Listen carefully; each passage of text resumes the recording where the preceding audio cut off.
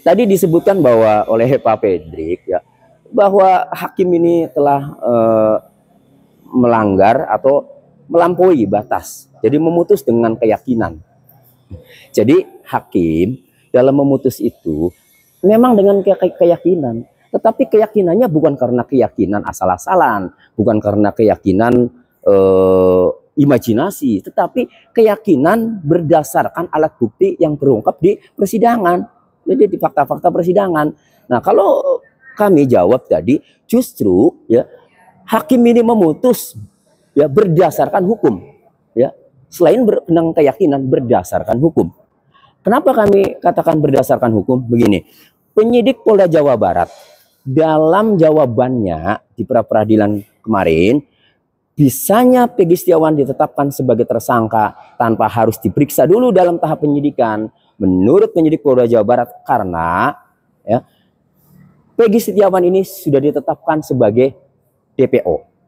Nah, lalu hakim melihat apakah DPO yang ditetapkan terhadap Peggy Setiawan ya sudah sesuai prosedur atau belum.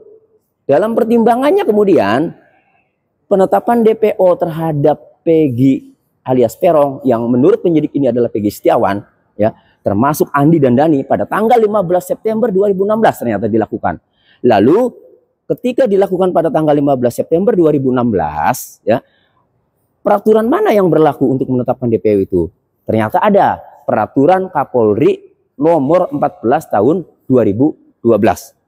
Di mana dalam peraturan Kapolri tersebut dalam pasal 31 ayat 1 disebutkan bahwa tersangka yang telah dipanggil guna pemeriksaan penyidikan perkara lebih dari 3 kali dan keberadaannya tidak jelas atau tidak diketahui, maka dimuat dalam daftar pencarian orang dan kemudian dibuat surat pencarian orang. Nah, dalam pertimbangan putusan itu, pertimbangan hukum ya, putusan pra peradilan itu ya, ada 2 unsur yang harus dipenuhi sebelum Peggy Setiawan itu ditetapkan DPO. Ya. 1, Peggy Setiawan harus tersangka sebelum ditetapkan DPO. Yang kedua, Peggy Setiawan harus dipanggil lebih dari 3 kali dalam peraturan Kapolri tersebut. Nah, faktanya penyidik dalam jawabannya maupun dalam pembuktian tidak mampu membuktikan bahwa Peggy Setiawan ini sudah ditetapkan sebagai tersangka. Tidak mampu menunjukkan ini, Pak Hakim, Peggy Setiawan sudah ditetapkan tersangka sebelum ditetapkan DPO pada tanggal 15 September 2016. Jadi kan kejadian tanggal 27 Agustus 2016. Harusnya sebelum tanggal 15 September 2016, penyidik ini harus menetapkan tersangka dulu. Cuma bagaimana menetapkan tersangka? Syarat penetapan tersangka saja harus diperiksa dulu. Kan begitu. Atau harus ada alat bukti, 2 alat bukti yang cukup. Ya pasti susah itu kan. Nah, yang kedua, ya, jadi pertama, penyidik tidak mampu membuktikan di persidangan itu bahwa Peggy Setiawan sudah ditetapkan tersangka. Kemudian yang kedua, penyidik tidak mampu ya, membuktikan bahwa Peggy Setiawan telah dipanggil secara patut 3 kali. Ya, itu tidak mampu. Sehingga kemudian ya, pertimbangan hakim menyatakan bahwa DPO yang ditetapkan ya oleh penyidik untuk menetapkan DPO termasuk Peggy Setiawan ini adalah cacat hukum, tidak sah. Sehingga kalau tidak sah, berarti Peggy Setiawan ini bukanlah DPO. Berarti kalau Peggy Setiawan ini bukan orang DPO, ya berarti dia hanya orang yang dicurigai. Peggy Setiawan dicurigai sebagai Peggy alias Peron, kan itu sebagaimana dalam putusan Peggy alias Peron itu. Nah, kalau orang yang dicurigai, harusnya penyidik jangan memaksakan, lakukan saja dulu penyelidikan, lakukan saja dulu pemeriksaan di tahap penyidikan. Keren itu kan. Nah, kemudian setelah diperiksa di tahap penyidikan, boleh tuh kalau alat buktinya cukup ditetapkan tersangka, boleh. Ini tidak dilakukan. Makanya yang kedua, ya, penyidik Polda Jawa Barat tidak mampu membuktikan pemeriksaan Peggy Setiawan sebagai saksi ya di tahap penyidikan. Hal ini bertentangan dengan putusan Mahkamah Konstitusi nomor 21 tahun 2014 di mana ya sebelum untuk dapat menetapkan seseorang menjadi tersangka, selain memiliki 2 alat bukti ya yang termuat dalam pasal 184 KUHP, juga calon tersangkanya tadi harus diperiksa dulu. Nah, faktanya penyidik tidak mampu membuktikan pemeriksaan Peggy Setiawan sebagai calon tersangka atau sebagai saksi. Itulah kemudian putusannya itu penetapan tersangka Peggy Setiawan dinyatakan tidak sah dan batal demi hukum. Jadi Pak Hakim ya, Bapak Eman Sulaiman yang terhormat ini ya, ini memutus perkara pra peradilan ini ya berdasarkan hukum. Jadi keyakinannya itu berdasarkan alat bukti yang terungkap di persidangan.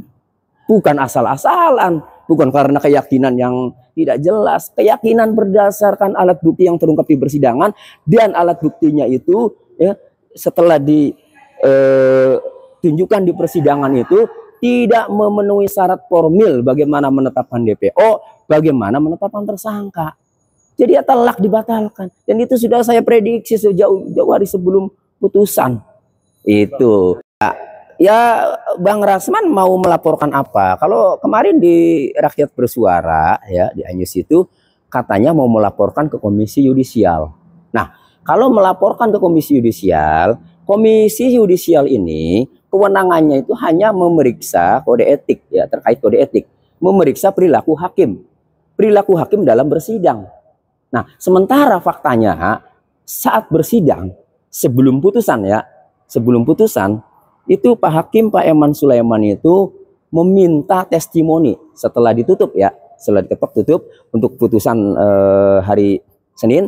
Lalu Pak Hakim Sulaiman meminta pendapat testimoni dari kedua pihak, baik pemohon maupun termohon.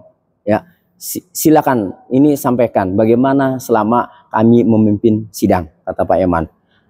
Apa yang ada di pikiran para pihak, apakah kami sudah adil, fair atau belum? Dijawab oleh pemohon bahwa selama memimpin sidang Pak Hakim Eman Sulaiman ini ya bersikap arif, bijaksana, objektif, fair, memberikan kesempatan yang sama, tidak ada tendensi untuk memihak manapun ya. Itu jawaban dari pemohon. Nah, termohon juga sama, pihak Polda Jawa Barat itu menyampaikan hal yang sama, memimpin sidangnya objektif, fair, arif, bijaksana. Artinya ya, yang sidangnya saja, para pihaknya saja merasa perilaku hakim yang menyimpang itu tidak ada ya. Perilaku hakim yang melanggar kode etik itu tidak ada karena sudah diucapkan dan itu sudah live loh ya. Lalu Rasman untuk kepentingan siapa? Kalau melaporkan hakim ya ke Komisi Yudisial, karena esensinya kalau ke Komisi Yudisial itu pasti memeriksa perilaku hakim.